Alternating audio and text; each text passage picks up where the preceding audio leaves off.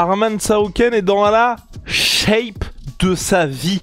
On n'a jamais vu ça dans l'histoire du MMA. Ou presque. Ouais, dosons un peu là. Ou presque. En tout cas, une petite semaine de son choc contre Islam Makhachev, la revanche entre les deux hommes pour le titre lightweight. Le monsieur affiche une forme incroyable. Mais... En fait, en réalité, il est dans une shape incroyable. Mais tu sais qu'on a parlé de ce sujet de podcast. Je suis allé voir la shape qu'il avait avant le combat d'Oliveira, il avait la même. Mais il a juste une shape de ouf, hein. Mais... Non, moi je pense qu'il est encore plus en forme. On va voir tout ça ensemble, c'est parti. Générique. Avec Winamax, son premier dépôt est doublé jusqu'à 100 € en pari gratuit. Dépôt 100 €, reçoit 100 € en pari gratuit, plus 10 € avec le code la sueur 10, 210 € pour parier. Attention, les jeux d'argent sont interdits aux mineurs et jouer n'est pas une alternative au travail et ne permet pas de s'enrichir, donc jouer de manière responsable. Bon bah let's go les gars, pour moi tout simplement ça ne veut rien dire pour Arman Tsarukyan. Moi c'est quelqu'un qui, chacun de ses combats, il a cette forme physique là, c'est quelqu'un d'extrêmement professionnel, il est juste dans la droite lignée de ce qu'il fait à chaque fois, et c'est juste peut-être qu'à la différence de ses combats précédents, il y a un plus d'attention et puis que le gars a aussi envie de flexer, hein, parce que t'as ce truc là aussi. Je me souviens, c'était quand il y avait eu le retour d'Adesanya contre Dricus du Plessis, pareil, on était en mode oh la shape de zinzin.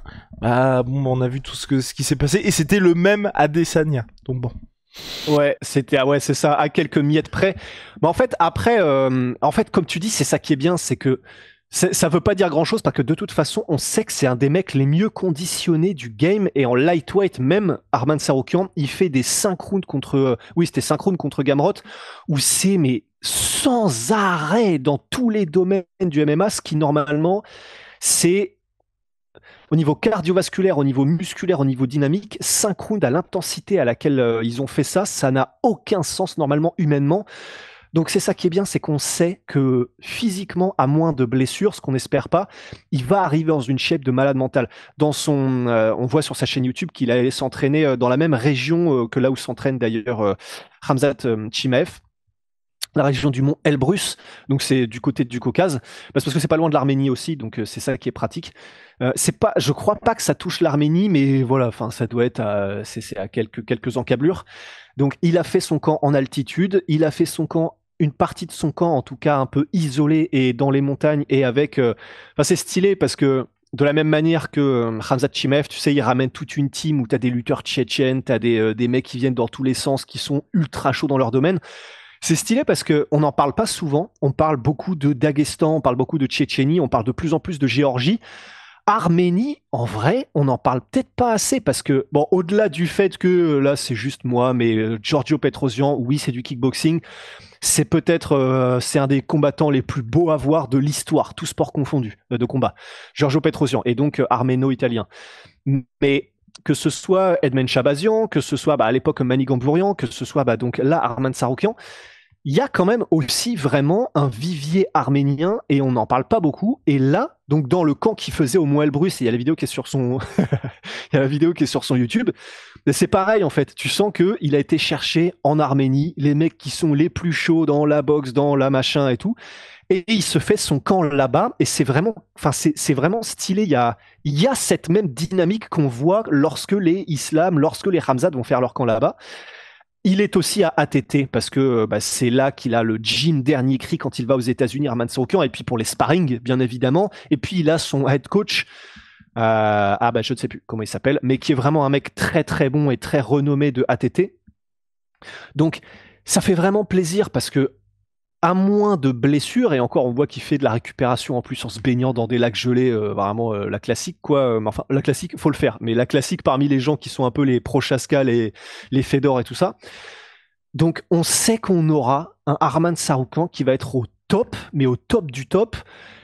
Là effectivement comme tu disais, c'est difficile de dire ouais il a une meilleure shape qu'avant ou pas, parce que je sais pas comment c'est physiquement possible de faire une meilleure shape que ce qu'il a. Le mec, il est dessiné comme pas possible. On sait et on le voit dans les combats qu'il a un cardio à n'en jamais finir. Il est rapide, il fait mal, il met des KO. Donc, c'est difficile de faire beaucoup plus en termes de shape que ce qu'il a de toute façon, de manière générale, depuis déjà quelques combats. mais ça augure de bonnes choses pour le combat contre Islam Makhachev, quoi. On va vraiment se régaler. Et il y a quand même ce truc-là où, là, je regardais un petit peu l'historique, mais est-ce qu'il a déjà eu à faire 155 livres? Parce que c'est 155 livres pour un combat pour le titre. UFC 300, il était à 156. Son combat précédent, il était à 155,5, donc ça se joue à 300 grammes, évidemment, mais c'est vrai que ça peut avoir son importance quand les gars font les combats pour le titre.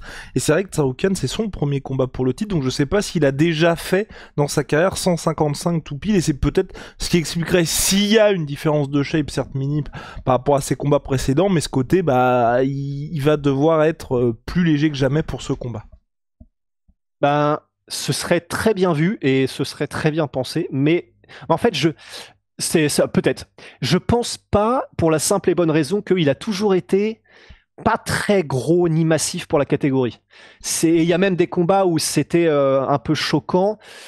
C'était contre Oliveira. Oui, je crois que c'était contre Oliveira où vraiment j'étais en mode ouf. Ah oui, il est vraiment plus massif quand même, Oliveira.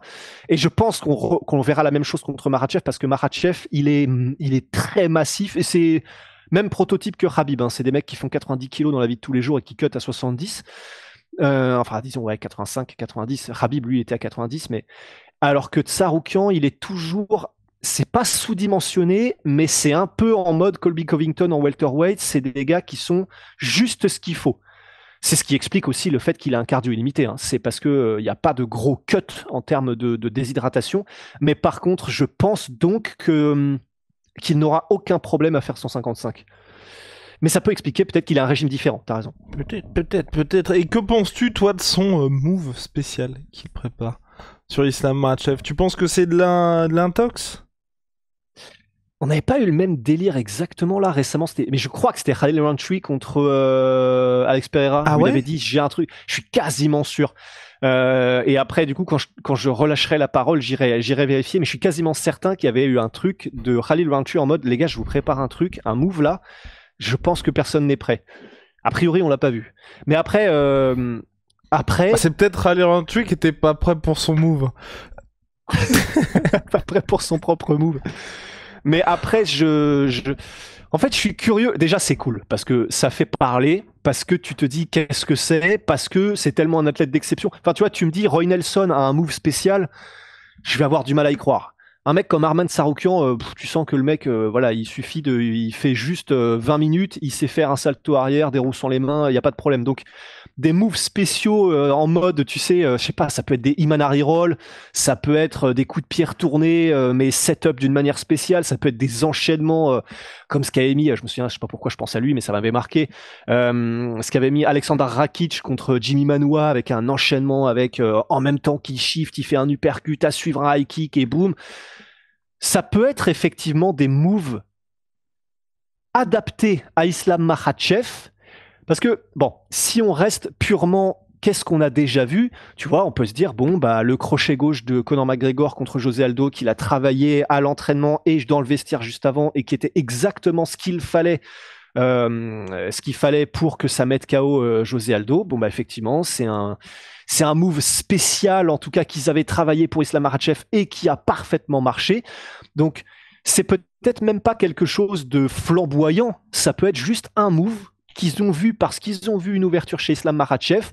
Et ça peut être juste peut-être un overhand, mais placé et camouflé d'une certaine manière qui fait que on le verra après, ça fera la légende. Ils l'ont travaillé dans le vestiaire, ils l'ont travaillé dans l'entraînement et ça passe. Donc je suis très curieux, mais difficile difficile vraiment d'en tirer quoi que ce soit là comme ça à l'aveugle. Oui, non, j'espère qu'on n'est pas sur de l'esbrouf de la part de monsieur Tsarukyan.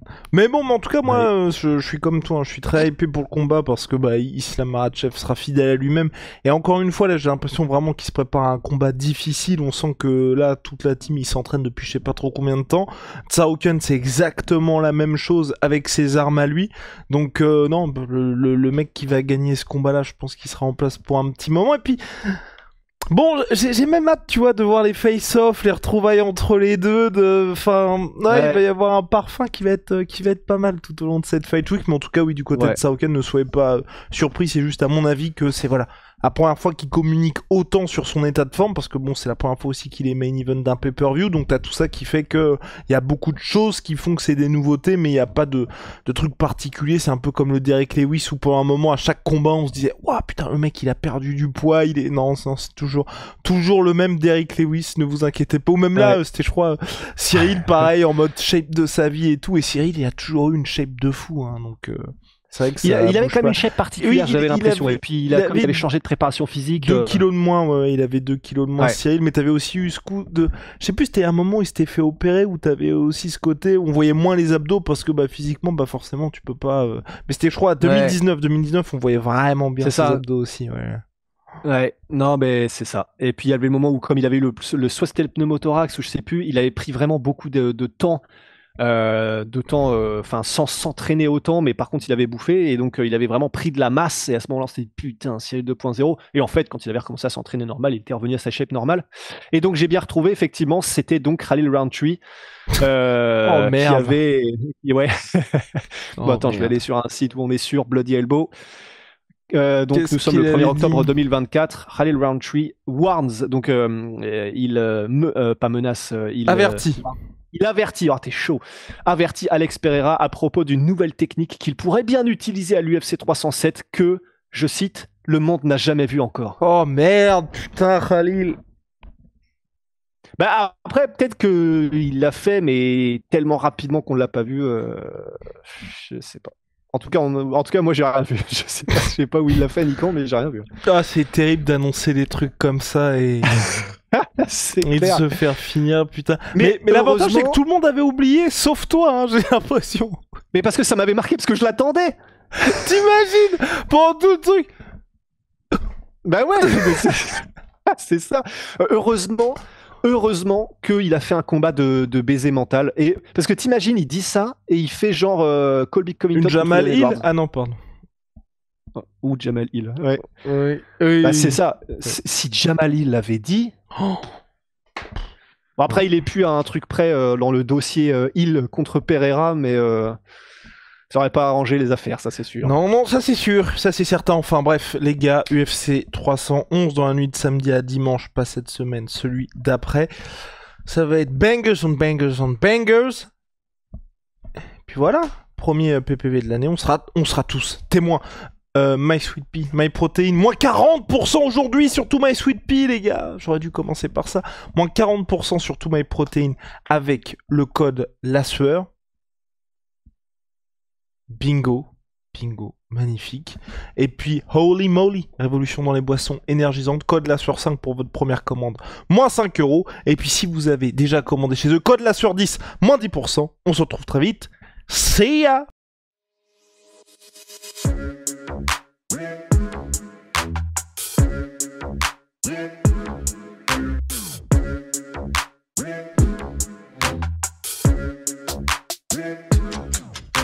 I'm fucking coming for you!